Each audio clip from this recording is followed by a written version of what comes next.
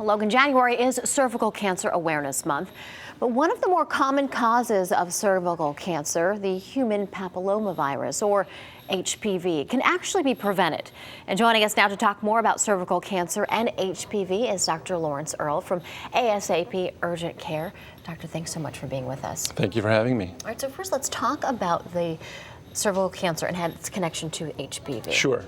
Well, cervical cancer is predominantly a cancer found in women over the age of 30. And we know that there are about 12,000 cases every year, and 4,000 of these women will die from cervical cancer. And the primary cause of cervical cancer is human papillomavirus. This is a completely preventable disease. Right. Now, there is an HPV vaccine out there. It has been around for a little while. And we were talking in the break that when it first came out, more people were getting it, but sort of plateaued right now. Why do you think that is? Yeah, that's right. The vaccine came out in 2006 and initially was given to about a quarter of the teenage kids that it was available for. And those levels rose through about 2012 to about half of kids. About 53% of kids who could have gotten the vaccine have received it, and then it's plateaued over the last year. So parents should be encouraging their 11 and 12-year-olds and older, if they haven't received it, to get the vaccine. This is a vaccine that prevents cancer. So that's what parents should be thinking about when they're looking at getting vaccines for their kids. Right, and a lot of parents, when they think about the HPV vaccine, they're thinking about for their daughters, for girls, but it's also available for young You're absolutely men right. as well. Yes, it was approved for boys as well. And why do you give it to boys if girls are the ones who get cervical cancer? Well, boys can also get other types of cancer that are caused by the HPV virus. They can get cancers of the penis, the anus, and oral cancers as well. So it does prevent cancer in boys, and it also prevents venereal warts, genital warts in both boys and girls. When you give boys the vaccine, it also reduces the levels of virus that are transmitted to girls. So it actually does help to reduce the disease rates in girls for both genital warts and cervical cancer. Are there any side effects to the vaccine? Well, there's always local side effects to just about any vaccine. When you get a shot, you can always have local redness and swelling, and those are the main things.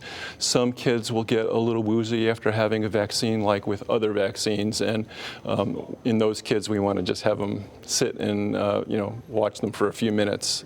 But there are really no serious adverse effects in over 50 million vaccines that have been given to date. Now, because this is Cervical Cancer Month, there's a special program going on at the clinic that you're associated with. Right. At ASAP Urgent Care, we are providing the vaccine at either no cost or low cost. For those who have insurance, it's virtually no cost because these vaccines are covered by most insurance plans. Right. And if they're not insured, we offer it at a reduced fee. Which is a great thing to offer people. Because well, this is something that prevents cancer. Yeah, so right. It really should be taken advantage of. Now, because the vaccine came out in 2006, there are a lot of people out there who are watching who were unable to get the vaccine. What are some of the symptoms that people should be aware of cervical cancer? Well, cervical cancer in its early stages really doesn't have any symptoms, aside from perhaps women may have had a history of genital warts. And the warts themselves don't lead to cancer, but it's an indication that they may have the virus, which could lead to cancer later. Advanced stages, you could have some vaginal bleeding or discharge, but really the only way to find it is to have annual pap smears, and that's still the main reason that cervical cancer has dropped from 40 years ago being the most common cancer in women to now number 4 is because of pap screenings.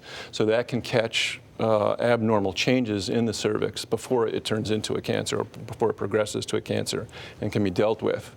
But really to prevent it with a vaccine is really the best way to go. Right. So just another reason to make sure you see your doctor regularly. Yeah, and I think one of the problems with the plateauing is that we don't always take take the opportunity to give that vaccine when we're giving kids other vaccines. So physicians should really take this opportunity as well to make sure that this vaccine is being offered at the same time they're offering other vaccines to kids in this age group. All right, doctor, thanks so much for your time. Thanks we'll for have having information on your clinic up on our website, foxct.com. Thank you very much. Thanks so much. Coming up next year on Morning Extra, the snow is gone, but the finger pointing continues in Atlanta. The he said battle over what went wrong that led to those massive traffic jams. Plus, Seattle's 12th man or Denver's most famous sister city. How the fans are getting ready for Sunday's big game. Stay with us.